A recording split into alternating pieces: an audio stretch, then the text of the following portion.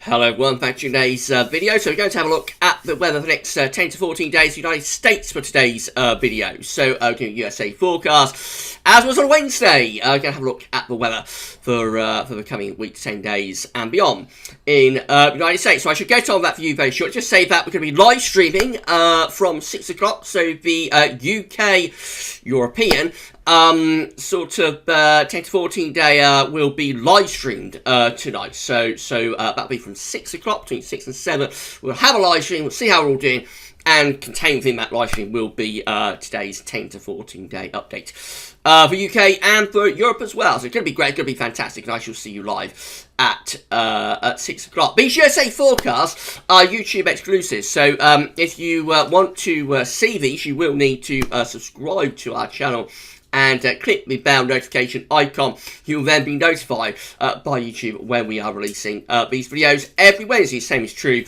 with the European Outlook that we do on a Thursday as well. Right, so let's start off then. We're going to begin with the GFS. Still can't show you the 500 millibar high knowledge from Penn State University. I don't know what's happened to them. They've not been online since the new year, actually. So I don't know what's happened at Penn State University, but we don't have those still. Very long sort of outage with those. But so we're going to start off with the GFS upper air temperature and precipitation ensembles for the next couple of weeks. We're at Washington, D.C. today, the capital, of course. Big day coming up today at Washington. So red line is a 30-year upper air temperature average for Washington. And we can see that we're actually moving to a rather colder phase with the winter over the next week to 10 days, actually. So there will be like periods where the temperature lifts up a little bit. Those periods will be associated with areas of low pressure that could bring significant snow and or sort of icy rain, freezing rain. But generally going to be quite cold, actually, over the next week to 10 days with the temperature, upper air temperature and surface temperature, regularly falling down to around -10 at 850 HA, which is pretty cold. As we go into the early days of February, the opening week of February, it does look like there's a warming trend going on then for northern and eastern parts of America.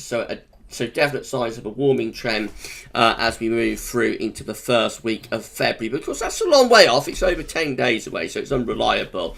And within like the next week to 10 days, generally it's going to be rather on the cold side, to be honest. But with probably a couple of areas of low pressure bringing the risk of snow and, as I say, potentially some icy sort of rain as well. Precipitation-wise, there's going to be a fair amount of dry weather over the next few days, but big precipitation spike just here. There will be snow, freezing rain, snow associated with that, I would have thought. And then more snow potentially around here.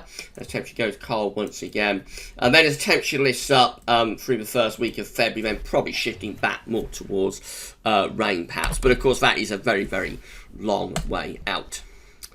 Temperature anomalies from the 20th to 28th of January. Cold in the west, actually. Going to be getting colder over on the western side of America. And also in the north and in the northeast. So through the midwest into the east and the northeast. Overall colder than average through there, as I explained with the GFS upper air temperature ensembles. But mildest weather looks like it's through the central states just here.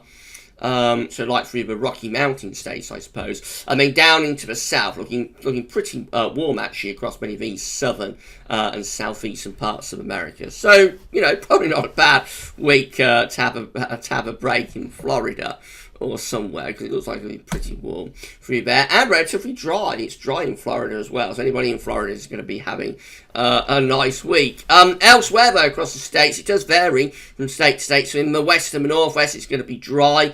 We go through to these west of the Midwest type states, and there it's wetter. Then we go over into the east, it's drier from these eastern and northeastern states. But a lot of variation going on from state to state, showing that it is going to be quite a changeable sort of week coming up. This is how the GFS is looking for today. So we've got a ridge down in the south. That's the reason it's relatively dry and warm across those southern states. That also extends back to a ridge over in the west. But with this ridge, you're actually pulling in some colder air from the north into these western states. Deep area of low pressure up towards the Canadian border. There's very cold air associated with that, and we've got cold air digging in to those far north and northeastern states. That's how the upper air temperatures are looking today. So it's pretty warm down across those southern parts of America. Quite a warm upper air temperature today. In the west, it's colder with that ridge of high pressure, being not a dry weather, but also potentially quite cold. But on the west coast itself, it's pretty warm.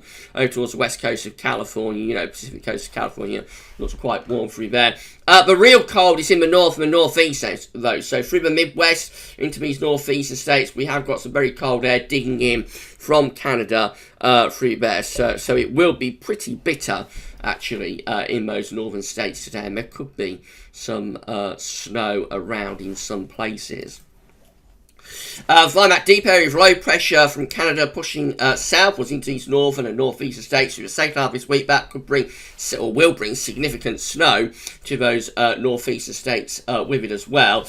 Upper air temperature is going to be very cold in the far north of America, bitter cold plunging in from Canada. Again, the southern states look relatively mild, and out in the west, it's colder in this northwestern corner. And get a little bit cooler around those sort of Californian coastal areas as well. When we go on into the weekend, we find a ridge building in within what is a very cold air mass for those northern northeast states. So it'll turn drier over the weekend. There shouldn't be much in the way of snow around. But it will be bitterly cold, and very significant frost can be expected in many of these northern and eastern states. This area of low pressure here up towards Newfoundland could bring some snow into the far northeast of America, and out in the west looks like getting a little bit more unsettled and quite cold out in the west as well. Into the early part of next week, we keep it cold really in much of the east and the northeast. So we've got this ridge building down through these central states that will pull cold northerly winds, or continue to pull cold northerly winds down into those northern and northeast parts of America. Conversely, out in the west, we probably bring up a little bit more of a southerly flow, so it might start to get a little bit less cold through those western states. That's how the upper air temperatures are looking. So it is pretty chilly out in the west, but the real cold is going to be again in the north and in the northeast. Where we've got the minus 10 Celsius, nice firm or lower, that's where we have got some bitterly cold air in from Canada. So again, it remains a cold, cold scene, very cold scene across many northern and northeastern parts of America. Warm though down across the southern states. In fact, you could probably say hot really for these far southern and southeastern states, with temperatures easily into the mid-20s Celsius. Anyway, maybe even higher. Through the second half of next week, it stays quite cold, actually, on this eastern side. So, we continue to pull in those cold northerly winds down this eastern coast. Could be more snow coming through there. In the west, it looks a little bit milder. That's how the upper air temperatures look as we get into the second half next week. This is 28th of January. Cold going nowhere fast in the north and the northeast, so it remains pretty bitter up there. Out in the west, it is getting a little bit milder or less cold across those west states. Although, I suppose if you're under a ridge of high pressure, it could be frosty. But the real cold is going to be in the northeast with the bitter upper air temperatures. Another area of low pressure pushing through here as we go through into Friday, 29th January, so moving towards day 10. That could bring more bouts of snow for northern and eastern and northeast parts of states and through the Midwest as well. Beyond day 10, we sort of see this ridge developing again, so that will trap the cold air and the snow cover that we have in the north and the northeast. That will trap that cold air on a ridge of high pressure. In more extended range into early February, then we start to potentially pull up some milder air from the south as this ridge slips over towards the east coast of America. That could start to pull up some milder air from the south. So the GFS suggests that eventually we might start to move up some milder air from southern parts of America, from the Gulf. We might start to see that pushing northwards. At the same time, maybe getting a little bit colder out in the northwest. The cold patch was retreating towards the northwest. Another pretty significant area of low pressure made about through the Midwest. This is very extended range stuff, though. 3rd of February. But another significant area of low pressure developed through Midwest. It probably brings rain on the east side, about low, and snow on the northern and western side of that area of low pressure. As the upper air temperature seeing colder air begin to dig back in again on the northern and western side of the low. And then that low sort of sweeps up towards the northeast, so we get another ridge building behind it, so turning drier but colder as we get to the 5th of February, which of course is as far as we go with this particular GFS run. All the time, these southern states looking pretty warm, maybe even quite hot in places. So in the south, it's going to be relatively mild for the next couple of weeks, but in the north, and particularly through the Midwest and into the northeast, it does look as though actually it is quite a cold, sort of very cold period coming up, with occasional moderation. This is how the ECM is looking. So again, tomorrow we've got this area of low pressure digging in from Canada with some very cold air, lots of heavy snow digging in to the Midwest with that area of low pressure. Then that pushes through in towards the northeast through the second half of, or through the end of the week and into the weekend. We are pulling some really cold upper air temperatures as well from Canada into these northern and northeast states. Bitterly cold with heavy snow coming through the Midwest into the east and northeast. At the same time, though, out across these western states, it's nowhere near as cold through there. Then we go through to Sunday, again pulling down a very cold northerly wind into the northeast and down the eastern seaboard before this ridge sort of moves over into the eastern states, starts to settle things down, but it will be really cold under that ridge of high pressure, of course.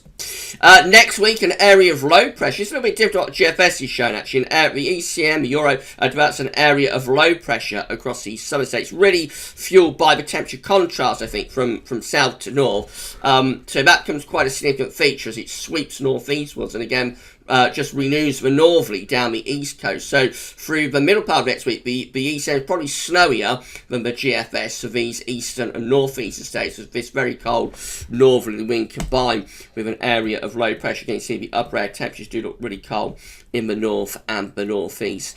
So yeah, that could bring more snow to like the Midwest and the east of the northeast through the middle part of next week, more compared to what the GFS was showing anyway.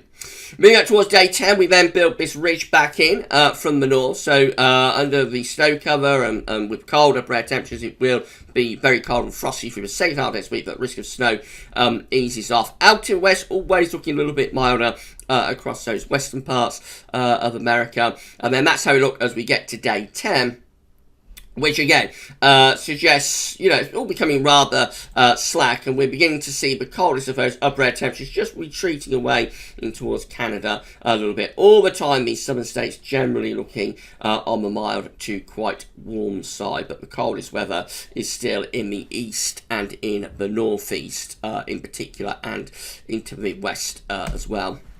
Right, so this is how the CFSB2 is looking. So these are 500 millibar heights broken down to week periods. The first week period takes from the 19th to 25th of January. The coming week has quite a bit of high pressure up towards Canada. Low pressure is out into the northwest. There is this ridge across the south as well, which is bringing quite warm air into the south. The most unsettled weather is with this trough of low pressure, which is pushing eastwards and southeastwards with time. Let's get rid of that and turn that off, and again turn that off and get rid of that as well. We go down to week 2. I mean, how things looking week 2 to the 26th of January to the 1st of February. So still with this warm ridge down the south, trough low pressure off the west coast and off the east coast as well, blocking towards the northwest through here. So again, I mean, it could be pulling down some cold air into those northern states in particular. Week 3 takes from the 2nd to the 8th of February. And again, trough low pressure out to the northwest. This just looks like a generally colder week, I would have thought, with the wind flow going northwest to southeast across much of America. And then week 4 is going to be the 9th to the 15th of February. High pressure then appears off the east coast, low pressure in the south. high pressure off the west coast too. So Jetson is probably doing something a little bit like that. Could be milder for those eastern and northeastern states, perhaps. Temperature anomalies for week 1 with CFSV2 from the 19th to 25th of January. Look, generally mild and average for most parts of America, and I'm a little bit dubious about that, given the data we've just seen. Colder out to the northwest, but I would have thought these midwestern, eastern and northeastern states should be considerably colder than this. It's fine for the south, which is going to have quite a warm week, but I would have thought like midwest and the northeast should be a lot colder than that, and it looks generally mild for week 2 as well. So I think again the CFS is overdoing the temperatures here as it often does. This is week 2, 2nd to the 1st of February. Coldest in the northwest, mildest in the southeast, but we've established from like the ECM and the GFS that this northeastern, midwestern, eastern, northeastern corner is going to be colder around here. So I would have thought that should be quite a cold area, and this milder area is more towards these southern states, really. But that's what the model is showing anyway. But I wouldn't particularly trust that. Week 3, 2nd to 8th February, generally a mild scene across most parts of America. There might be a trend for things to get a little bit milder into February, really. And then week 4, which is the 9th to the 2nd of February, turning colder for the central states, still mild in the east and mild out in the west as well. I think the CFS is overdoing the temperatures a lot, though, there for the northeast anyway. And then finally precipitation, so relatively dry in the northwest and in the east, much more unsettled in between. We go through to week 2, which is the 26th of January to 1st of February, dry across these southern states, wet in the east and the northeast and out in the west as well. Week 3 is going to be the 2nd to the 8th of February, most parts of America looking quite unsettled there, but drier down in the south. And week 4 also looks quite unsettled. It's the 9th to the 15th of February. So quite unsettled through most of those northern, midwestern, eastern states. Always drier in the south and in the southwest as well. I'm not sure about the CFS there. I think it's overdoing the temperature. I think we've established the GFS and the ECM, but like the midwest and the northeast is going to be colder than that suggests.